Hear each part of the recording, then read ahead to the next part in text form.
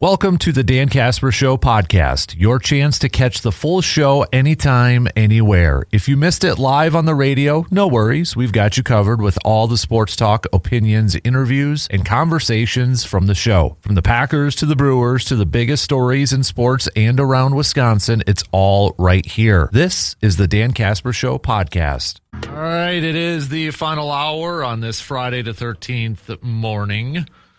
Appreciate you hanging out with us all morning long. We're going to talk some baseball coming up here in a little bit. We got some hoops chats with college basketball conference tournaments wrapping up here today in the next couple days and such till we get to Selection Sunday. Don't forget, you can pre-register for our bracket challenge right now by heading on over to sportstalk1051.com. Just click on that Fan Cave tab and scroll all the way down to the bottom, and you'll see it right there. So before we get to that, though, a little NFL free agency, the legal we need to come up with a better name than all this. Legal tampering? I'm kind of getting tired of that now. It's not as fun. It's worn out sort of thing. But what was, in your opinion, if you can kind of think of it off the top of your head, okay? Close your eyes. Imagine this week, Brandon. Flashback to Monday. The biggest signing that made you go, okay, wow, that's something interesting. Why? I think the one that sticks out to me is Tyler Linderbaum to the Raiders. Yeah. And I think it was 27 mil. That was like a 3-year deal. It was a 3-year, too. like 20. And obviously football contracts are always a little different, where the money you hear isn't necessarily the money that's coming. But that's obviously a significant investment. I understand. I mean, it's a lot. I mean, that's much more than a center's ever been paid. Mm-hmm. But I understand it from the context of, look, you're bringing in a young quarterback. Like, what's a great way to help a young quarterback? You give him a veteran center that can kind of make all the checks and do everything at the line of scrimmage. And as you're rebuilding an offensive line, though, let's face it, was not any good. Right. So I think just the fact that they went as high as they did. I mean, obviously, when they had the money to spend. So if you've got $80-90 million of cap room, what's an extra $1 million or $2 million to make sure you get your guy? Mm-hmm. Right. But something else I've also been curious on, and this is obviously going to tie into Minnesota, is the cost of edge rushers. I mean, you look at some and free agency, you're always going to see guys overpaid, especially when they're getting signed, day one, day two. But like seeing some of the rushers that are out there, like getting, Jalen Phillips is a good player, but getting $120 million, mm-hmm. That's a lot. Mm-hmm. Seeing some other guys getting $15-20 million a year, like I understand why Jonathan Grenard wants a pay raise, because I think he's better than a lot of those guys, and he's making around like $18-19 million now. So. And obviously, that's going to be very interesting. Where is that something that Minnesota explores a little more, because just the market. Mm-hmm. Yeah, the Tyler one was definitely. Jalen Phillips one was like I guess Carolina for me, with Lloyd and Phillips, just giving that defense a little bit more help there too. Not surprised that the Colts, signed Alec Pearson and then they traded Pittman to the Steelers. I kind of like some of the subtle moves that the Steelers are making, to be honest with you. Like Rico going over there and Pittman and bolstered the such. Secondary a little bit. Mm-hmm. I think they got, was it Jamel Dean? Then they got a safety, though, too. Right. Oh, Brisker. Yeah. Daquan Brisker, too. Yeah, nothing too big swingy. Mm-hmm. But, no, I would agree. I'm just trying to think, like, some of the other – I mean – the Malik one, we knew Miami was thick. I think maybe a little bit of surprise it wasn't as much per year. I think some people were kind of speculating when it came to Malik Willis and such. But Romeo, to me, was 4 years, 70. I was like, ooh. Well, I mean, depends on which insider, because everyone seemed to have slightly different numbers with it. Yeah, that's true. Which usually doesn't happen too much. But especially when it's the agents coming and giving you the info, right? But hey, good on him. That's a good payday. Yeah, it's going to a team that was just at the Super Bowl too. Right. So I mean, I'm curious with his personality with Vrabel, though. Yeah, I mean, I laugh because I'd seen it before in previous years, but then I saw it again Monday, where someone had put together a flow chart, the free agency flow chart, where it's like, where it's essentially like, did your player or did your team sign a free agent? It's like, if you go to yes, and then like the next line is like, it's like, great contract. Did your player sign this free agent? No. Then the next line under it was too much money. Which basically, if your team signed somebody, that was a good deal. If your team didn't sign that person, you got paid too much. Mm-hmm. Like, and in many cases that's true, but that's the cost of trying to retool in free agency. I mean, we've kind of seen both ends of the spectrum of it, even just last year. Obviously, the Patriots threw a bunch of money out there. It worked. Mm-hmm. Minnesota, Washington threw a bunch of money out there. It didn't. Mm-hmm. Yeah. No, that's a good point. So, I know you mentioned it a little bit earlier, but you do like the Kyler Murray signing for your ball club. Aaron Jones is back in Minnesota, too, under a pay cut deal as well. I mean, Hargrave comes over to Green Bay from Minnesota and such. So, but, other than that, I mean, and this is not a knock, but it's like you kind of were tight with salary cap stuff. Yeah. So this was expected. I mean, look, last year they spent a bunch of money, and, ultimately, it didn't work out. Just big picture-wise, obviously, it didn't work out. They were 9-8. They missed playoffs. Mm-hmm. Now, I think some of those things probably got exacerbated just because the quarterback play was so bad. If the quarterback plays a little bit better, then maybe people aren't kind of nitpicking so much at, Hargrave or Jonathan Allen or whoever. Mm-hmm. But, yeah, I mean, I think being quiet was a little bit more expected. Now I think especially that they got the quarterback thing figured out, I could see them maybe, picking off a couple spots because there's definitely holes. I mean, they got some room that they need to maneuver as far as the defensive tackle group goes. They've got some younger players they really like. Jalen Redmond had a great year last year. Levi Drake Rodriguez, Tyrone Ingram, Dawkins, all younger guys that have kind of flashed at times. But you want to get some veteran experience in that room too. So I could see throwing a couple $1 million at some veteran run stuffer just to get a veteran in the room. That's something I could see. Don't get DJ Reader. I want that guy though. I'd be okay. I'd be okay with that. But I'd like him in green and gold. Just maybe in purple gold. Green and gold. Rock paper scissors over it. DJ Reader's agent, if you're listening, you negotiate the money. That's fine. Yep. Just try to be nice. Keep it reasonable. But we got more money, so if you need to, so where your client plays next year will be decided in a rock paper scissors game on this program. It's perfect. We're looking at the geography of us right now. So, but yeah, I think. You look at some of that stuff. Obviously, the Max Crosby thing, I think, is the biggest story so far of free agency and that. And I don't think he gets dealt unless somebody's desperate and comes in. But really, when you look at it now, too, he's actually going to a better Raiders team. Yeah, a little bit easier to probably stomach going back there. Mm-hmm. Because of some of you look at the Kobe Dean and Quay Walker, a couple Georgia linebackers coming over. So those guys are very athletic. Mm-hmm. Obviously, Walker kind of had his trouble in coverage.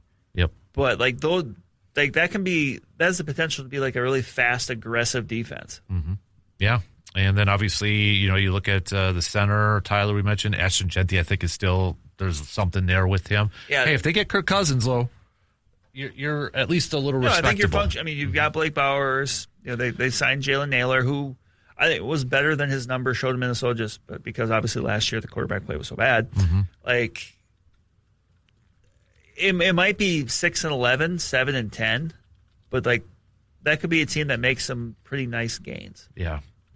So I think right now maybe one of this you look at the best available from a Green Bay perspective. It was Rasheed Walker still out there, which I think obviously then the market isn't what people thought or what maybe his side thought.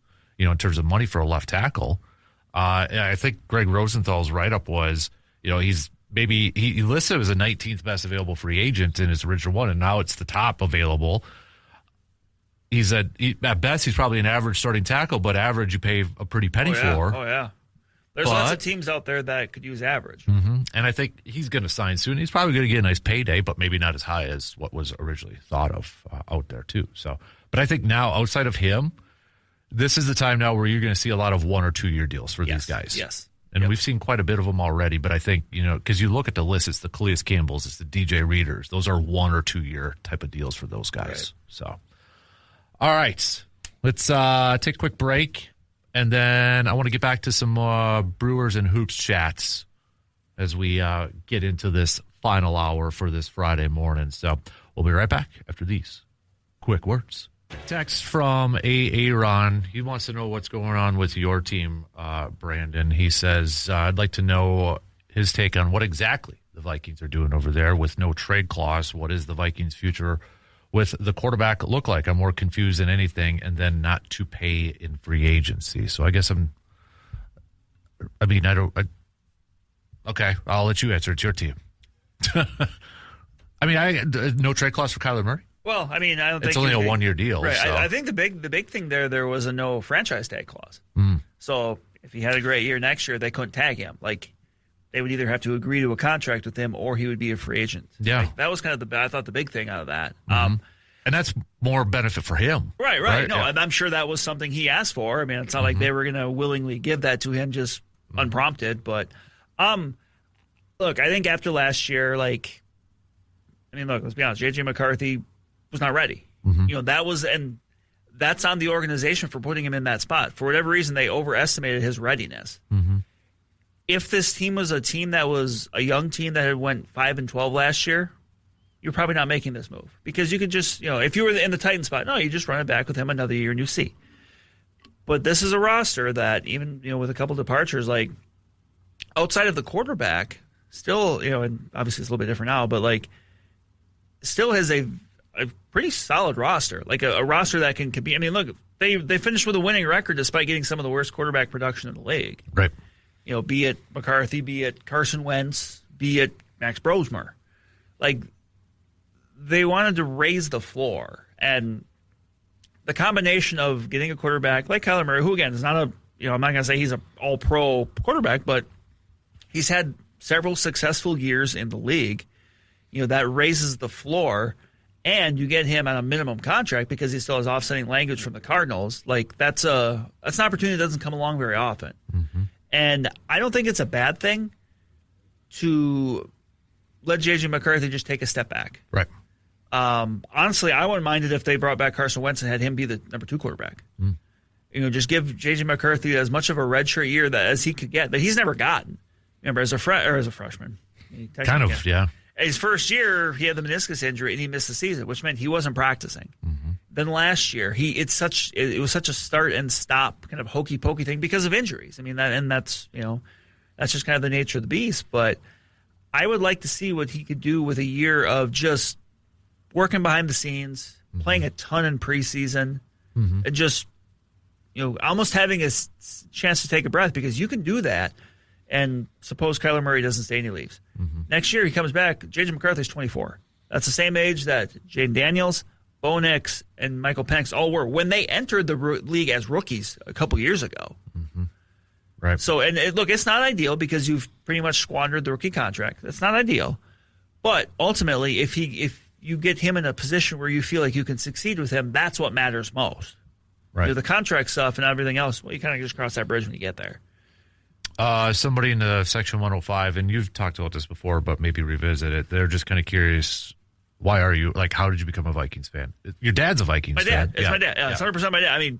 Anyone that listens to the show knows my mom is a Packers fan. Yep. My dad's a Vikings fan. And, So you split the difference. No, I'm just kidding. Yeah. But it's funny because, my dad, everything else is, Wisconsin. He's a big Brewer. He's a giant Brewers fan. Big Brewers fan, likes Badgers, all that, Bucks, all that stuff. But against my better judgment, I guess in my younger days, I listened to my dad more than my mom, and that I just had that influence of being a Vikings fan. So that's why that's 100% it. Just dad's a Vikings fan, and he's been a Vikings fan since the 70s or whatever, and that's as simple as that. So there you go. All right, let's talk some baseball since you mentioned Brewers right there. Yes. We are less than 2 weeks away from spring training. Brandon, let me ask you this question: now that we are less than 2 weeks away, what is the biggest question mark with this team as we approach the regular season? Was there, or maybe what was it? Was there a question that you had at the beginning of the season, at the beginning of spring training, that you feel like has been answered? I'm sure about that time, because I think that was right about the time Luis Rengifo signed. So it probably was what does third base look like, and I feel like that's probably been answered between Rengifo and David Hamilton. That's going to be who gets the first cracks at it there, and that's fine. I mean, right now it's probably how does the starting rotation look at the start of the year? Because we know it'll change. But how does it look from the get-go when we know Quinn Priester's not going to be in there to start? Brandon Woodruff's ramping up. So we'll, and I believe right now, kind of if you do the math ahead, he could be in line to start opening day. We'll see. I mean, he pitched last Saturday, and it was, I would say it was, good. Made it through, felt good, struck some guys out, that kind of thing. But yeah, I would just say the rotation and how that looks. Because position player-wise, I don't think, we've said there's not a lot that you can get as far as open spots. Even in the bullpen, I mean, how that rotation looks is going to dictate who's in the bullpen. If Aaron Ashby's a starter, then he's not in the bullpen. If Kyle Harris, if Brandon Sproat is not in the rotation, maybe he is in the bullpen to start, or maybe they stretch him out at AAA. But I just think that bullpen is such a big domino for that entire pitching staff to start the year. Yeah. No, I totally agree. Do you feel like if there was a debate amongst maybe for the final position player spot, is it between Lockridge and Perkins? I mean, because I can't imagine them not bringing Hamilton on and not having like a primary backup infielder that can play multiple spots. Right. He's played at third base, and he's a good defender at short and second. So, I mean, he'll probably be fine there. But yeah, I think, it feels like Jet Williams is going to be in AAA to start. I think so, and I think that's the right move. You don't have to, if there's not a pathway for him to play, consistently, then just play him in AAA to start the year, and then, maybe he can force their hand in a month or two. But David Hamilton's a guy that's played in the majors. Like, he's a good defender. He's fast, and he's the quantum leap candidate from Pat Murphy. So we'll see. I mean, obviously he was right about that with Bryce Turang, but yeah, I think it's probably that outfield spot. I still think you probably give the edge to Blake Perkins, but you never know. Yeah. They both can be options, so it's a possibility. Right. Yeah. So it's just I think it kind of hard sometimes to gauge spring training and such. I know, especially right now with some guys being gone for the WBC. Exactly. So, yeah. But I was reading a little bit from Jeff Passan. He has like some predictions and thoughts. It's a good primer to the rest or to the upcoming season, and has something a little bit for every team here. And I kind of wanted to bring up the Brewers side of things here from Passan's piece, and it's something we've kind of hinted at in some of our predictions and such. But he says it wouldn't surprise me if Bryce Turang goes 30 for 30, 30 home runs, 30 stolen bases. He also says this is a stretch. There's no denying Turang is a great player. His defense at second base is excellent, even if the publicly available models flip-flop on it year over year. He has real pop. He has wheels. He can really play. But 30 home runs after he hit a career-best 18 last year, which exceeded his previous career by 11, more than anything, it's bet on a player who has done nothing but get better. In his rookie season, Turang's average exit velocity was 85.5 miles per hour. The year after, 87. And last season, 91.1. Any higher, and it starts to get into the domain of truly elite hitters. Maybe that's where Turang belongs. I would be a little surprised at 30. Yeah. 30 home runs. 30 home runs. Sorry, yeah. I think we had pump the brakes or full throttle a few weeks ago, kind of talking about the possibilities. I thought the most likely one was like Jackson Churio. Yeah. But yeah, I mean the power is starting to come in, and look, I mean small sample size obviously, but Turang has looked good in the WBC too. Mm-hmm. So could he get that up to 25 home runs? Good. Like, I would be fine. I know everybody's like, do they have that one power hitter? But honestly, I would be fine if you had a combination of Turang, Yelich, Contreras, and Vaughn, if they had like 25-ish each, you know what I mean? Like, You're not going to have the guy that's going to get you 40. But if you get a few guys that could get you 25 or more, is that acceptable? I think so. I mean, obviously. And maybe even Garrett Mitchell if he stays healthy. Hold on. Let's take it one step at a time. Right. Let's just let him play some games and see what happens. Like, let him get 400 or 500 at bats at the big league level and just see how that looks. But yeah, hell, even Joey Ortiz has been playing well in the WBC too. Yeah, outside of kind of a tough mistake in the last game, but no, I mean there was a sweet defensive play he had early on in there. And that's the thing with Ortiz. Like,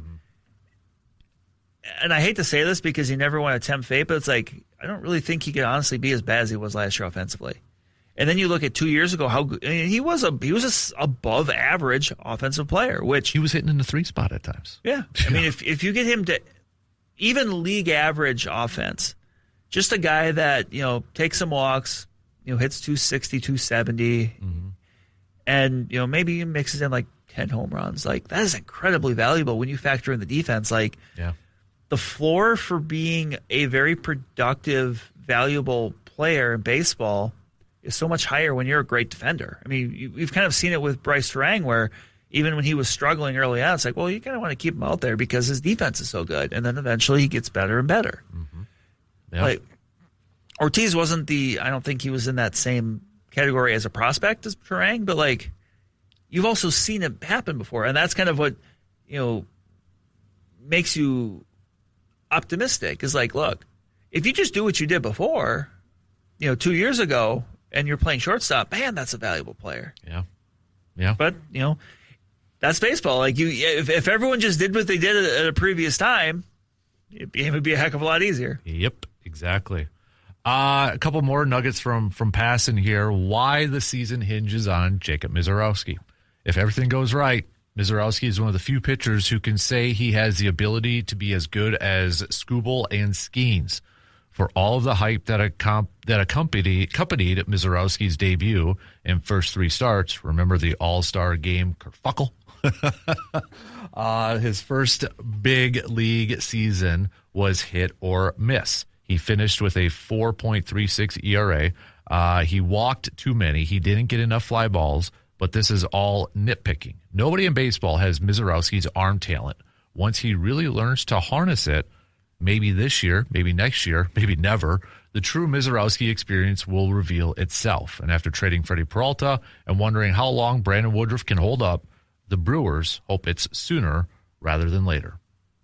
Fair. Yeah, that's all fair. And, he finished very, very well in the postseason. I mean, that was the thing I think that gets you excited, is he was doing that in the postseason against, the Cubs and the Dodgers, 2 very good teams. And you see that and say, wow, like that's that's high level. And then the last note he puts on there, how to win your fantasy league. No team takes talented pitchers and molds them into the best version of themselves as well as the Brewers. And Kyle Harrison has bounce-back potential worthy of your fantasy attention. San Francisco couldn't do it. Boston tried. Now, as the main return in the Caleb Durbin trade, the left-handed Harrison, once a top 20 prospect, has an inside track on a rotation spot in Milwaukee. The Brewers hope the pixie dust they sprinkled on Quinn Priester last year has the same effect on Harrison, who isn't on most fantasy draft boards. So, a little fantasy advice from Jeff Passan. So, which is kind of interesting too, because Quinn Priester came over from Boston. Harrison originally from Boston. I mean, if Kyle Harrison turns into a legitimate difference maker as a starter, you gotta wonder if Boston's gonna want to trade with the Brewers. Right? At least give it a couple years. Right? Exactly, because that's 2 younger starting arms. And 2 guys with pedigrees that it's not like they just plucked them off the scrap heap. These are 2 guys that had prospect pedigrees. Mm-hmm. Yeah. All right. We're going to take a quick break, and then coming up, we'll talk some more basketball. Let's talk some more college hoops as Badgers get set to take on Illinois 2-a-day in the Big Ten Conference Tournament. Quick break, and we'll be right back after these few words. Badgers going to be back in action. They say 1:30, but it'll be 25 minutes after the game approximately 25 minutes after the conclusion of Michigan versus Ohio State. So kind of around 1:30 if you want to play in your day. So, but it should be a really good slate. I mean, Michigan and Ohio State, Wisconsin versus Illinois. You've got Nebraska versus Purdue, which should be a fun one, and then Michigan State versus UCLA as the nightcap. So this is where the rubber meets the road, man. Right? This is a nice primer for what's to come for next week. So looking at, I like the continued updates from Joe Lenardi and Brackatelli. He actually did have, without even playing Illinois, dropping down to a 3.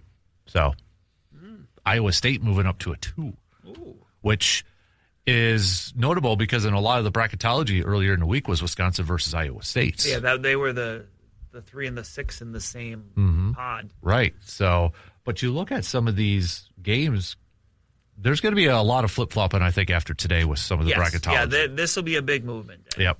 As in the, we like to say in the golfing world. By the way, apparently I'm supposed to retell my hole-in-one story.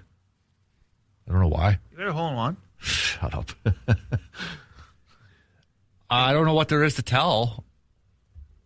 Hole 3 at T-High, $150, 9-iron, elevated green. I didn't see it, and it was during a tournament, and the group in front on hole 4 yelled hole-in-one. So, did you win the tournament? Shut up. Why do you got to do that? Because I will never get a hole-in-one. I have won a tournament at the JV level, but those things they didn't both happen the same day. You had a hole-in-one and you've won a tournament, but at the same course my senior year, but didn't get a medal. Coach, if you're still listening, never got a medal for that one. You should get your own. I should. I don't know what else to say after that, but it is. I still think we should do the show from hole 3 at T-High one of these days. I am 100% in. I think we need to do that. We definitely need to do it. And, I mean, Mikey's the manager over there now, so we kind of have an in. So I think he said whenever, but just got to actually do it. Yeah. But I would like to do a show from last week, I don't know if I told you this, I think it was last week. Somebody from Medford sent them a text. They were listening. You did, yeah. You mentioned. Did I? Okay, yeah, I did. Yeah. That's cool. We at least got one listener in Medford. Hello, Medford. Hello, Medford. Hello, friends in Medford. How are you? Medford's our friend. Medford is our. I haven't been there in a while. I will be next month. Basketball. Ooh, little stomping grounds. Mm-hmm. Yep. So, anyways, back to basketball. You're looking at some games. I mean, Kentucky, Florida. Florida is a heavy favorite in this one, and never know, right? That Tennessee and Vanderbilt one would be an interesting one if Wisconsin does win today, because bracketology has Tennessee and Vanderbilt both as a 5 seed if we look at Joel and Artie. So if Wisconsin does beat Illinois, maybe they vault over one of those teams. Tennessee's ranked 25, Vanderbilt's ranked 23. So maybe there is that chance there. St. John's is ranked 13th, but they are a 5 seed. They're going up against Seton Hall. Obviously, Iowa State, Arizona is a big game today, too. I mean, Iowa State just moved up, but they can maybe move back down. All right. Especially if Illinois wins and Iowa State loses, maybe that flip-flops back. But if Iowa State beats Arizona, does that take Arizona out of a 1? And maybe puts UConn potentially back into a 1? So you got that movement. Heck of an opportunity for Miami going up against Virginia. Virginia's ranked 10th, and it's, I think, a very quiet Virginia team. Right. You don't hear a whole lot about. And then Alabama. Alabama, I think, is another quiet. Alabama's been consistent, but you don't really hear a whole lot about it this year. And basketball school now. Right? So, Kansas versus Houston. Fun one. That's another great one on the docket here, too. So, there's some really, really, really good games, even outside the Big Ten, on the plate for today. So, but yeah, you're right. There's going to be a potential for some movement for a lot of this bracketology stuff out there. I think, floor, obviously now Wisconsin at worst will be a 6. Yeah, clearing the game last night, barely. I don't think you drop. No. And I think, would you say the ceiling is a 4? Yeah, I mean, if they ran the gauntlet, I think you could make that case. Mm-hmm. You have to, especially if it goes chalk in the other ways, like they would play Michigan tomorrow, and then Michigan State or Nebraska, either or. You beat those teams, how do you not move up 2 spots? That's a lot. I mean, that's a lot of late resume building. Mm-hmm. Even with, because I think you buy that the seeds are already, the bracket's done before the Big Ten championship game. I think so, yeah. I don't think you can move up or down too much. Even if Wisconsin, let's say they play Nebraska, let's say they play Nebraska in the Big Ten championship and they win. If they're at a 5 but they have that win, do they not move up? They should. They should. But prediction, where do you think they ultimately end up on Sunday? I'll say 6. 6? I'm gonna say 6. I'll say a 6, and I'm okay with that. Although I don't like who they would play in Lenardi's first one, although some of our listeners in Ohio call him overrated. Miami of Ohio. We actually do have a listener in Ohio right now in our section 105. And yes, he did say yesterday before that they were a little over, posers, if you will. And, well, they lost their first game. So that would be quite the matchup. Wisconsin taking on Miami of Ohio. I like the idea of, because first of all, even if they are not as good as their record says, obviously, like, they should still be in. Like, you can't be a one-loss team and not make the tourney. Mm-hmm. But I like the idea that was pitched to people that Miami versus Auburn should be a first 4 game. Yeah, right? That would be awesome. So, what else are you anything else with some of these games? Do you think our 4 1 seeds are set in stone? Do you think there's, Duke maybe if there was of the teams that you think could be a 1 seed or are currently a 1 seed, who's maybe the biggest lock in that spot? Probably Duke. Yeah, probably Duke. Mm-hmm. I mean, they would have to really flame out like today and have like the best case scenario of all the other ones or potential ones just going. What about Michigan? I mean, they're on pretty solid ground. I'm wondering how much, with the injury to their starting point guard for Duke, does that factor into some of this? Let's say they have an early exit. And does that factor in with the committee that, okay, they don't have their point guard, or are they deep enough and it's still Duke? I think if it was someone else, that might be an issue, but with it being Duke, I think they would get the benefit of the doubt. Mm-hmm. Yeah. No, I could see that too. So, but regardless, it should be fun. Because then on Saturday, I mean, still quite the, a lot of it's TBD on what the matchups are going to be and such. And then, on Sunday, we've just got a few games. And the last one is, of course, the Big Ten championship game that is scheduled on Sunday at 2:30. And then after that will be Selection Sunday time. So, and Ernie Johnson's not going to be doing the first wave of games either. He does a lot, though. So he does. I mean, obviously, Ernie, we lost Mr. Gumbel last year, so it's right. A bit of a changing of the guard.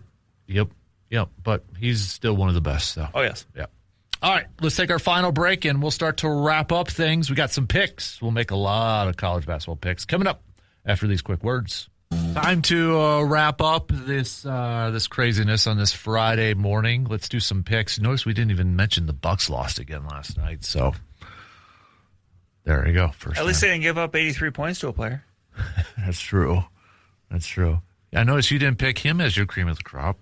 No, but here's the thing. Like, I wasn't like... You're not up in arms like a lot of people are? No.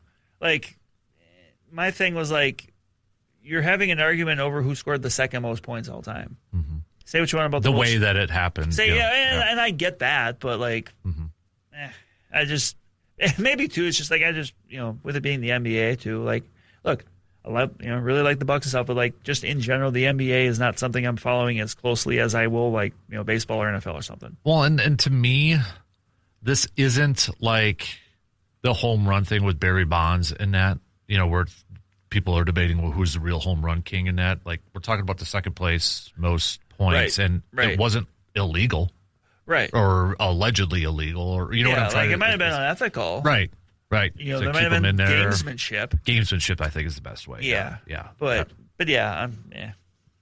it's going to be a good trivia question down the line for like... I do think, like, because Bam Adebayo is a good player. Mm-hmm. But, like, it is funny. He's going to be a Hall of Famer probably, because he's all-stars and all that stuff. Trending in the right, but, like, it's just funny because, like, it's Will Chamberlain and Kobe Bryant. It's like, but you got to throw Bam in there now. Mm-hmm. Yep. So, all right. But, yeah, the Bucks did lose again last night, so. Yeah, at this point, just keep losing.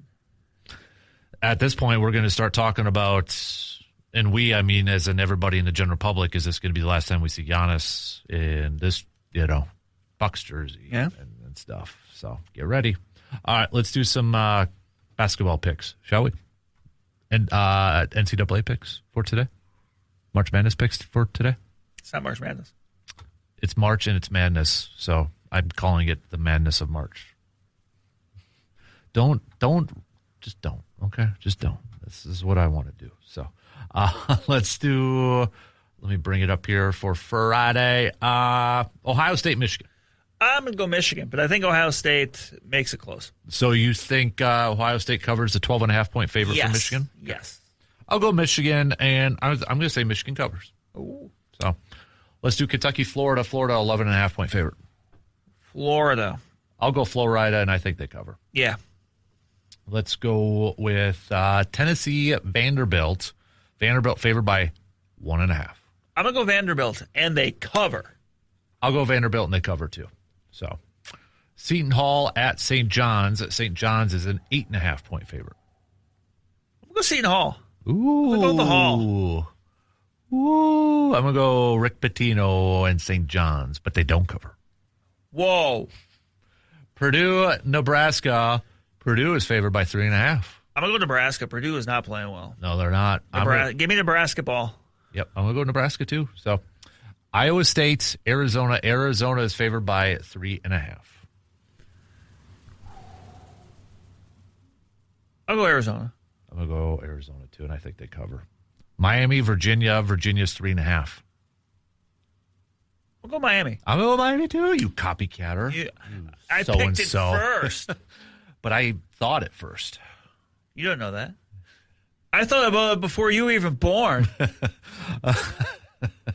Let's do Ole Miss, Alabama. Alabama's favored by 11.5. Alabama. Isn't AJ Storr still playing for Ole Miss?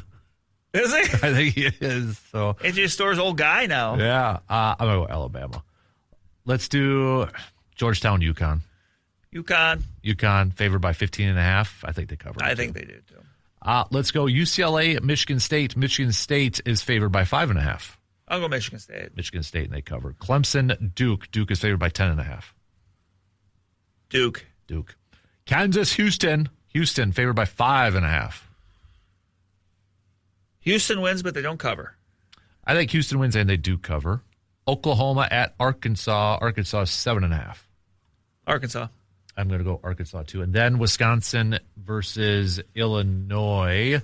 The line for that one, where did it just go, is Illinois 9.5. Ooh. I'm going to take Illinois, but they don't cover. I'm the same. So let's do the rest of the Big Ten Conference Tournament for picks. You ready for this? Based on our picks, yeah. Yep. So we would have both Michigan versus Illinois. I'm going to go Michigan. I'm going to go Michigan too. And then we both would have Nebraska versus Michigan State. Right. I'm going to go Michigan State. I'm going to go Nebraska. Okay. So then I have Michigan, Nebraska. You have Michigan versus Michigan State in the Big Ten championship game. And I'm going to go Michigan State. All right. They were pretty competitive with Michigan both times. Mm-hmm. I'm going to say that they win it. I am going to go Michigan. I'm going to go Michigan to win it over Nebraska. You homer. Sure. So, yep. Those are our picks. All right. Those are our picks. So, all right. There you have it. There they are. I'm excited for next week. Don't forget, sign up for the bracket challenge, peeps. For the bracket challenge. Hang out with us. Did you sign up yet? I'm not, but I will. Okay.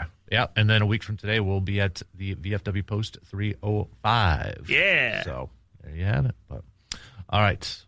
Hot Wing Challenge. C-Bomb versus Surveyor. They're retired. They're wimps. They are wimps. I don't even... C-Bomb says he's got to see his work schedule. So, whatever. Weak. We'll leave a stall open for you. A what? A stall. Oh, I thought you said something else. I thought you said Stella. Like a Stella Artois. Yeah. I like a good Stella Artois once in a while. Yeah. You know what? I'm kind of craving a Stella Artois right in the now. Glass? I like the paper on the bottle and just kind of ripping the top off and all that. Yeah, I'm kind of... Every time I kind of forget about a Stella Artois, and I'm like, you know what, that kind of sounds good. Yeah. Pour it in the glass, get the little butter knife off, and scrape the top. Come on, the special glass. You have to drink it out of the special glass. I got some. So do I. Yeah. Did I give you them? No. I think No. Did I not? No. Okay. No. Yeah, I got a couple in my office out, I think. So, scrape the top off. I could go for one right now. That's the beer like 9:55 a.m. Stella. Ooh. It's up at 3. It's midday for my schedule. So you're ready for a good old fashioned happy hour. I should have brought in some Stella for our podcast that we're going to be doing right here coming up in a few minutes, which I am stoked about because this better live up to the expectations I have in my head, and I'm putting all the pressure in the world on you. We're talking Bigfoot. Yep. Because I don't know your side of this thing, and you were the one who did this. I reached out to you because there was some hubbub. It was Ohio. About people Grassman country. People seeing Bigfoot. Yep. Speaking of which, I don't know if our Ohio person's still listening. Yeah, have you seen Bigfoot? Have you seen Bigfoot? The real one, not the fake one. He'll know if it's the fake one. Yeah. Come on. I gotta know this. So, the Mizz are their wrestling fans here. So I know some people don't like that as That's apparently very divisive. It is. I don't like it when I didn't. It doesn't matter to me anymore. But I didn't like it when Aaron Rodgers would be called A-Rod because I thought that was too confusing with Alex Rodriguez. Same here. Then I started saying A-Raj, and that pissed off people. So I'm like, jeez. All right. I think it's just my thing. Like I just always call people by their last name. Yeah. I just say it's Rodgers. It's Favre. By the way, just got the email with 1 minute to go. It is up and live. You can now register for the Casper Classic. Ooh. So it is now up at 715store.com. I will send out the group text to my merry band of competitors today. Friday, August 7th. First Friday. We always try to go first Friday in August now before high school football really kicks into gear and such. So school and teachers and stuff are back at school. So the 6th annual is up and ready to rock and roll. Looking forward to it. 7, you don't have to type out the name 715, just 715store.com. Start to register right now. Made easy for you. Yep. So I was going to. Like the area code. Yep. Thank you. Thank you, Brandon. So, all right, don't forget, tune into that podcast, the Man Cave podcast. It's going to be coming up. We're going to record it right after this. Are. Right in. It'll be up video or audio version. So I am really expecting